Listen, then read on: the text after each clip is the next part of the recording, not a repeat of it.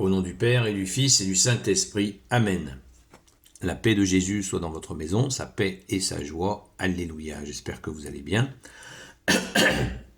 Nous lisons le Saint Évangile selon saint Matthieu, chapitre 13, versets 47 à 53. On poursuit l'Évangile selon saint Matthieu. Que ta parole, ô Jésus, rentre dans mon esprit, que ma bouche proclame ta parole et que mon cœur l'accueille. Amen.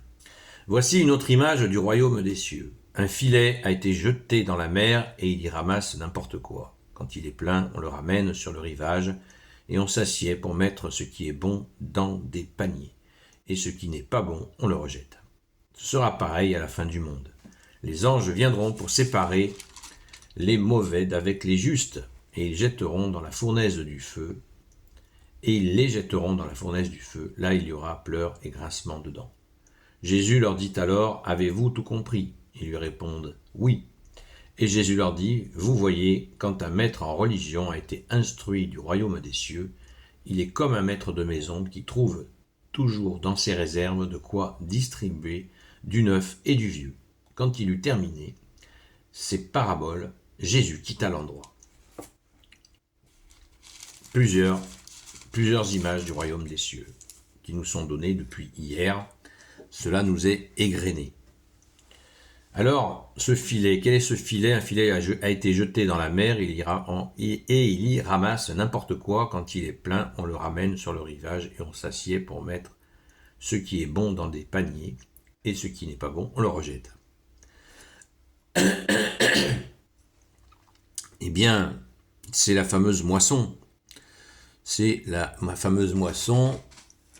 Saint Matthieu, chapitre 10, verset 2.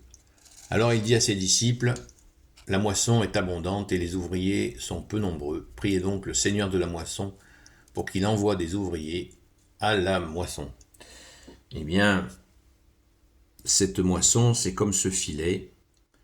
Il y a donc un ramassage de tout va être moissonné. Et comme le bon grain de l'ivraie, ça va être séparé.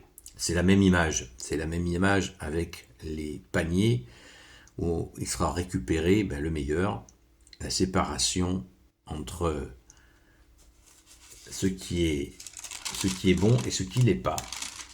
Et si on avait un doute là-dessus, séparer les mauvais d'avec les justes. On revient toujours à cette notion de justice. Je le répète souvent, on parle de l'amour et c'est normal, c'est le deuxième commandement supérieur de Jésus, mais on oublie que à l'amour, il est fixé la vérité, il n'y a pas d'amour sans vérité, pas de vérité sans amour, mais il est fixé la justice. On en a la démonstration avec ta parole, Jésus, cherchez le royaume des cieux et sa justice, et tout te sera surajouté. La fameuse justice, ou alors Jésus, quand tu nous dis, il ne suffira pas de dire Seigneur, Seigneur pour entrer au royaume des cieux. Pour entrer au royaume des cieux, il faut faire la volonté du Père.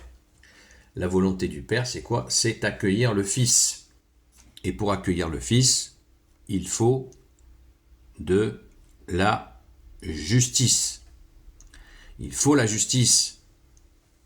Pour accueillir Jésus, il faut pratiquer la justice. Sinon, nous nous séparons de Jésus, si nous sommes injustes. Je pense que toute personne qui a fait quelque part avec Jésus s'en rend compte. Jésus ne supporte pas l'injustice parce que tout le jugement lui a été donné par le Père et donc Jésus, il rigole pas avec la justice. Donc certes, Jésus est amour, miséricorde, mais entre les deux, il y a la fameuse justice, la fameuse épée qui sort de sa bouche. Rappelons-nous aussi cette parole de Jésus. Je ne suis pas venu amener la paix sur la terre, mais l'épée. C'est l'épée, c'est encore cette séparation entre le bien et le mal. On ne peut pas dire Jésus, Jésus, Jésus, Jésus, Seigneur, Seigneur, Seigneur, et être injuste, agir injustement envers nos frères et sœurs. Ça ne passe pas. Ça ne passe pas. Ce n'est pas possible. Donc, méditons cela. Jésus ne demande qu'à nous enseigner sa justice. cherche le royaume des cieux et sa justice, et tout te sera surajouté. Sinon, nous risquons de basculer dans dans le camp des mauvais. C'est Jésus qui lui dit lui-même. Ce sera pareil, ça nous est dit et redit, la séparation sera radicale. Et c'est quand Jésus reviendra dans sa gloire, non pas comme la première fois par la Vierge Marie, il descendra du ciel dans sa gloire sur des nuées d'anges, et il viendra séparer les boucs des brebis. Cette séparation, elle est régulièrement annoncée, donc dans nos vies, soyons vigilants à ne pas être injuste. On peut être injuste par erreur, par inattention, par ignorance. Certains pratiquent l'injustice par plaisir.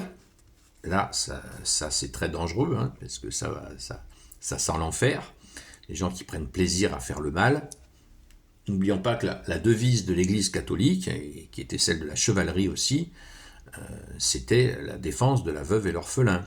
C'est dire que cette notion de justice était très ancrée. Aujourd'hui, et depuis de très nombreuses années, on ne parle plus que d'amour quand on parle de Jésus.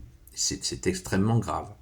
Parce que des gens se plaignent de ne pas trouver Jésus. Mais oui, mais si nous pratiquons l'injustice, il n'est pas question de trouver l'amour. Ça fait écran.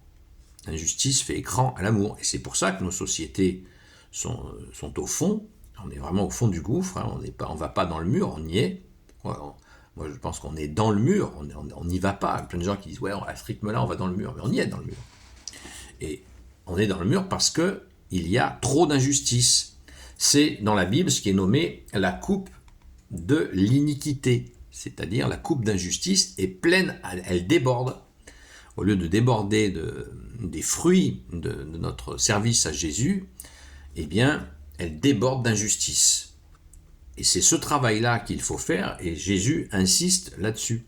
Avec l'image du filet qui ramène n'importe quoi, dit-il, eh bien, dans le n'importe quoi, il y a l'injustice.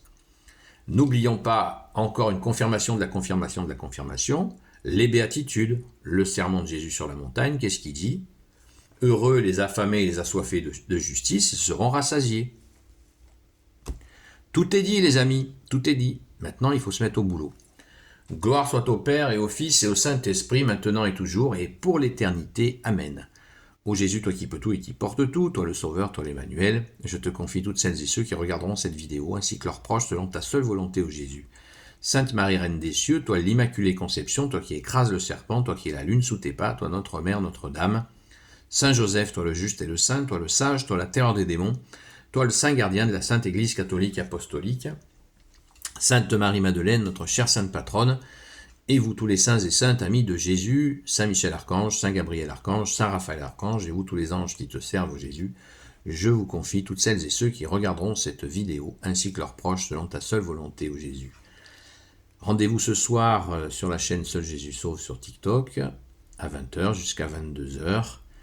D'ici là, eh bien, je nous invite à chercher ce qui pourrait, nos actions qui pourraient être injustes, afin de demander à Jésus de nous en pardonner, de nous expliquer comment en sortir, et afin de retrouver le bon chemin que tu es, Jésus, que tu es.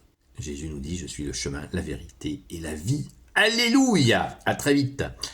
À très vite, et pensons sans cesse à transmettre cette phrase de Jésus, et notamment aux jeunes, cherchez le royaume des cieux et sa justice, et tout vous sera surajouté. Quand on commence sa vie, eh bien, de savoir que tout nous est rajouté, eh bien, il y a cette recherche nécessaire du royaume des cieux et sa justice. Et tout ça se fait, bien sûr, dans ton amour, bien-aimé Jésus.